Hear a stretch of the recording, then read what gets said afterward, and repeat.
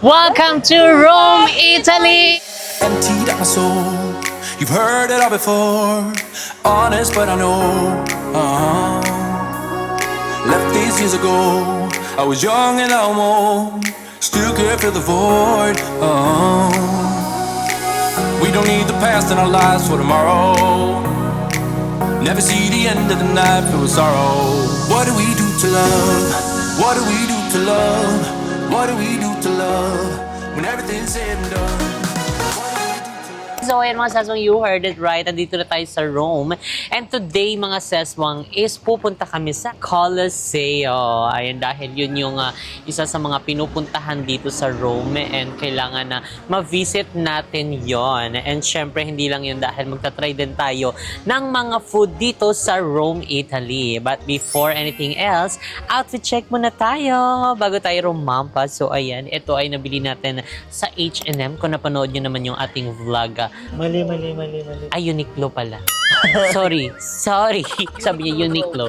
Ayan. So, nabili pala namin ito sa Uniqlo Rome Terminal. So, kung napanood nyo naman yung vlog natin na pumunta tayo dito, so dumaan tayo ng Uniqlo para bumili dahil nga ma-Genetica Morissette Amon, hindi tayo puputokin for today's video. So, ayan ang top natin and yung ating jeans. And syempre, ang ating pangmalakasang eyeglass and ang shoes na ngayon, itim na po siya. Dating puti ng itim na. So, putim na po ang itsura niya. So, next natin is si Manager Judy. Hello, good morning, good afternoon, good evening. Welcome to Rome, Italy. According to them, we're going to Colosseum and siyempre maghahanap tayo ng local store para kung anong pwede natin lutuin mamaya. And ang aking pananamit ay Uniqlo everything. And then, sa wallet ng asawa ko. See you later. And ang next naman natin is si Mo. Ayan na, nakatingin na. Guys, alam nyo ba? Sabi daw nila Father! para daw ako ang ganda nga nito, ang init-init dito eh. Ano gusto mo, close? So ayan guys, ito is from TikTok, 250 pesos. Oh. And then TikTok ulit, inulit ulit.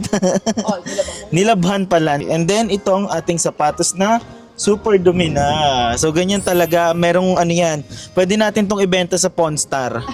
'Di ba, nakatapok na sa ibang country ng Europe. So anyway, tara na guys at simulan na natin ang araw na ito. So let's go and let's start our day.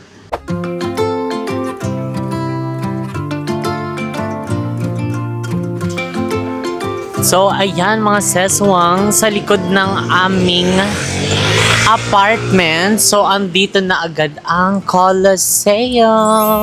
Ayun mga sis. Kita nyo ba yan? So, ay meron din pala bilihan dito ng mga drinks. At saka mga chichirya. So, ayun na po guys. Nakikita nyo na ba? Ayun na mga sis. Wait lang, isa-zoom ko lang. Ayan na ang Colosseum. Ayun sa likod lang mismo ng aming apartment. So kaya walking distance lang siya mga sis. Perfect. So ayan, di ba mga seswang, sobrang lapit lang.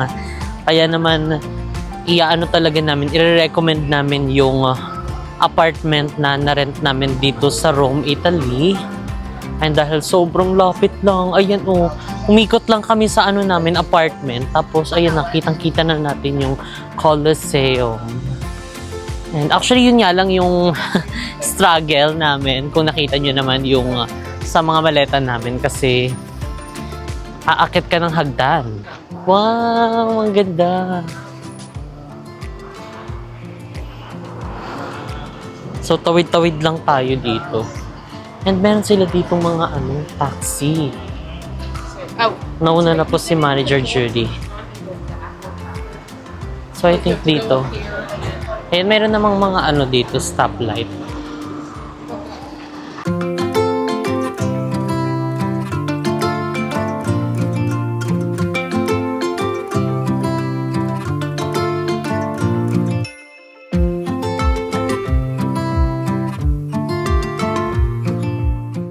So yan mga Ibang pose, 1, 2, seswang, 3. ang lapit na natin. Tignan nyo naman, ang ganda.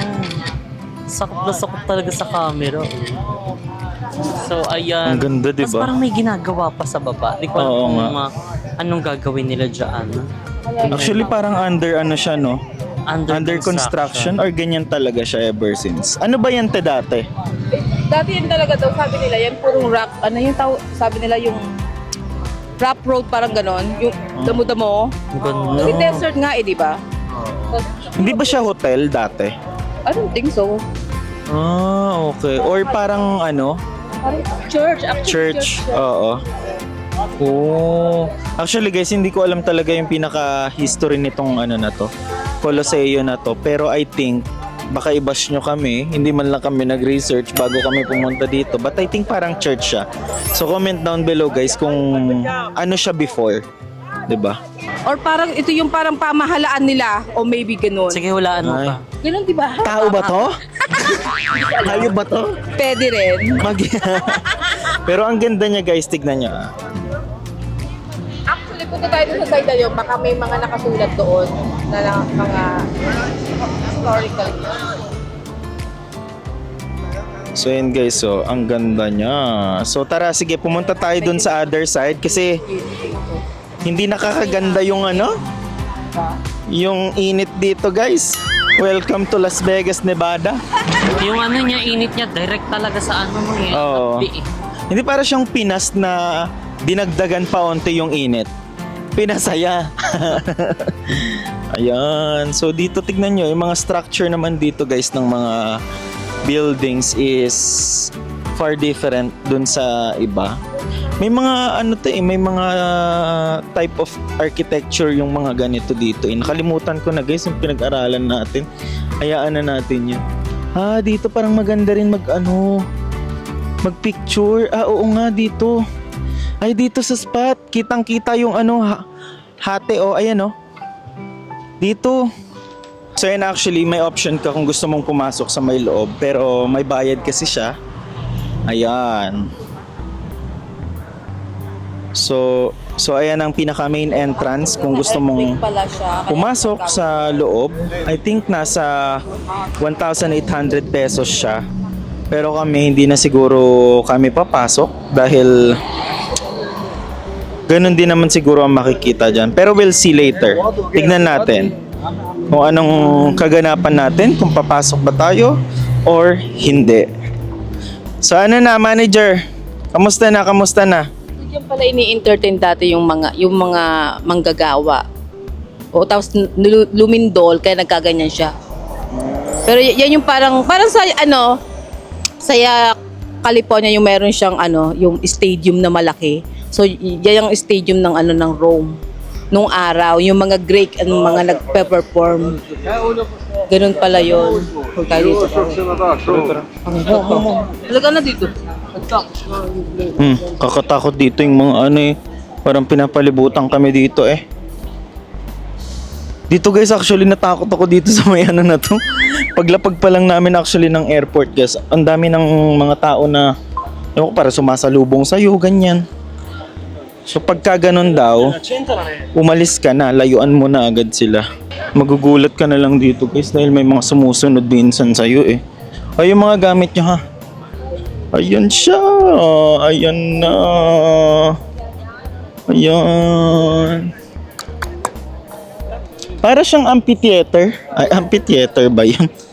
So ayan mga seswang, hindi na kami papasok dito sa Colosseo. Ayan dahil kasi ang daming tao. And kanina pa kasing may mga sunod ng sunod sa amin. Kinakabahan na kami so kaya lalayo na muna kami dito. At saka kasi kung mapapansin nyo, mga grupo-grupo yung mga pumapasok. Ilan lang kami, 3 lang kami. Ang haba pa ng queuing oh. Kaya nga ayan ang haba pa ng pila. Tapos yung mga naunang pumasok, parang mga group tours nila. So ayan, mag-skip na muna kami dito mga sis. Grabe, pati dito sa labas ang daming tao, no? Oo. Colosseo. Tsaka guys, kasi may sumusunod sa amin. Nakaputi yung sumusunod sa amin eh. Oo. Scary. Malala pa sa malala.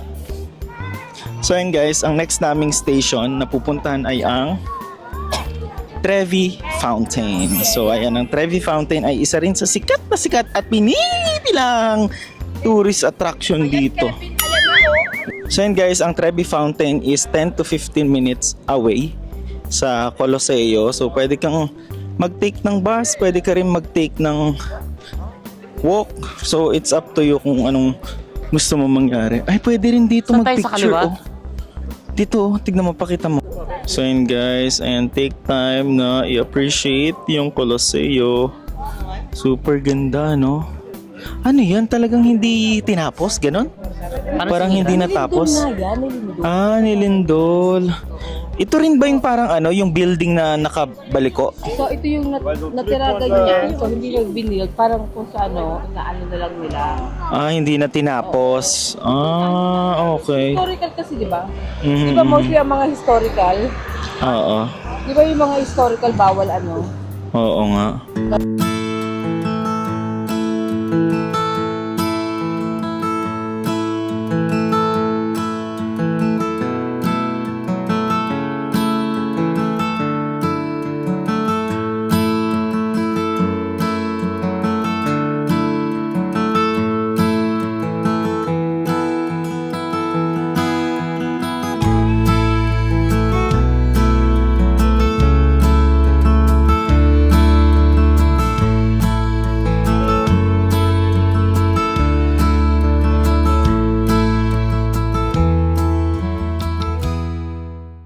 So yun guys, mostly pala ng mga structure dito or ng mga building is ang reason kung bakit siya naging ganyan or na-demolish is because of the mostly natural disaster like earthquake, ayan, mga flood. Pero kung titignan mo guys, no, parang ano siya, no? Parang historical place talaga, no? Oh? Historical place talaga siya. Oo, historical place talaga. Siguro ito, swimming pool. Oo. Parang bathtub mo gano'n. Kasi may tiles eh. Pero, yun oh. And then ito is mga modern na siguro yan na yun. Oo. So mostly guys, nilagyan nila ng barikadang ganito para at least hindi na napupunta-puntahan. Pero may some areas na pwede kang pumasok but I think you have to you have to pay for it. Ayan. So dito tayo sa area na to. Ha? Kakaliwa lang tayo dun, te. Makikidaan lang tayo. Ayan, oh. Ano kaya yung mga batong yan? Magkano kaya halaga niyang mga yan? Ha? Ay, dyan? Bakit? Di ba yung mga Ah. souvenir ba? Oh. So ito, Foro di Trariano, La Basilica Olpia.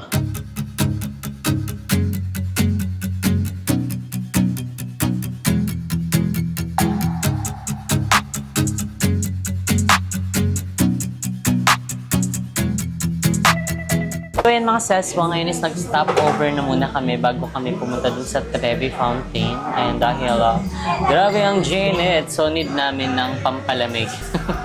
So actually bumili kami ng tubig kaso naano naman kami, medyo nagutom dahil may mga nakita kaming ice cream, tapos mga cake. So ayun, iba't iba talaga magugutom dahil sa init. Correct. So nag-order pala kami nitong Dubai chocolate which is Pistachio. yung pistachio. So next is Tiramisu. tiramisu ng cafe mo. Ay, cherries. And bumili rin kami guys actually ng ano na. Mga pasalubong. pang-souvenir, pang-salubong, Souvenir. ref magnet, True. at saka panty. Maggi. Charing. Ref magnet, ayan dito sa Roma. Ayan, nakikita niyo ba yan? Hindi tayo makaka-copyright, no? Wala yun. Charing. So ayan, kain na. Let's taste the tiramisu first. Okay, tiramisu. Parang malambot naman. Last naman kasi ano. Oo nga. O, di ba? Perfect. Ang lambot, pasabog. Oops! At saka yung ano, chicken finger today. Ang gamit nila finger. yan, no? Lady finger. May alak. May alak? Alak. No? Yung ram. Ang lamig. Frozen yung nasa ano niya. Parang wala Baba. namang ram. May ram. Meron. Nalalasang. Pinapag-aralan mo, magdala ka ng boyfriend. Mahal yan. Bira lang kasi bumili din ng mga may ram, yung may mga alcohol. Kasi hindi pa nila na Hmm? Kasi nga, para siya, pwede sa kids. Correct. Yung tinapay niya, medyo frozen siya ng very light. So kaya kapag kinagat mo siya, para kang kumagat ng ice candy. Totoo. Diba? So, try natin tong isa. Ang pangalan nito ay Dubai. Chocolate. Walang tayo na. Ay, ang cute. Malambot din siya. Ay, no. Meron sa loob. Parang ice cream. Pistachio. Ayun, may pistachio. Ay, mabilis nga lang din siya maano. Kasi lasa natin ako nito sa best. Pistachio? Ang sarap. Ang dami. Swear. Unang tikim mo matabang. Tapos kapag inano mo na siya, nilasap mo na siya, lumalabas yung lasa. Diba? Ang sarap. How was it? Better. Oh. Kevin, kasi naagaw siya ng tamis nito. So you need to clean your mouth. I told you guys. Para maganda rin yung lalabas sa bibig mo. That's why uminom ako before ako kumain ng Dubai. Diba? Lumabas yung lasa na. Pero hindi siya ganun ka. Hindi ganun katamis na sobra. Yung parang Sakto OA lang. na. Lagyan natin Tamang-tama. sugar. Ay, carry siya. Pero masarap ang tiramisu. Correct. Pag ako, tiramisu ako, iba yung ano sa niya.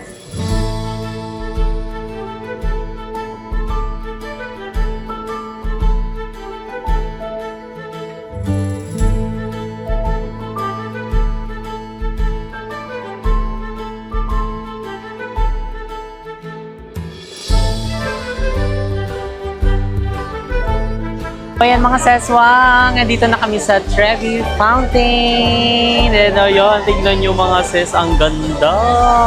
OMG. Wait lang, papakita sa inyo. Ayan mga seswang, tignan nyo, ang ganda. At ang blue ng tubig, ang sarap lumangoy. Diyos ko Lord, tignan nyo po, ang daming tao dito. Kasi hindi na kami makapunta doon sa dulo. So, I think dito na lang kami kasi kitang-kita naman dito, oh. At saka mas maganda kapag sa taas ka kasi pwede mong i-adjust yung angle na to. Kumbaga parang etong mga tao na to ikakat mo, tapos ang kasama mo lang is yung etong water, tapos ayan. Oh, ayan! Ang ganda! Pasabog. So, tignan nyo naman yung pila hanggang doon. 'Di ba? So, actually, ito mga seswang yung nakapila kami is hindi na siya passing. Kumaga for the picture na lang siya. So, yung mga passing which is nandito sa kaliwa, dire-diretso sila. So, kami dito, pati yung mga nauna sa amin is hindi na papasok doon dahil nga ang haba ng pila. But, ayun, kita naman natin siya. Oh, ang ganda. Pasabog. Wow.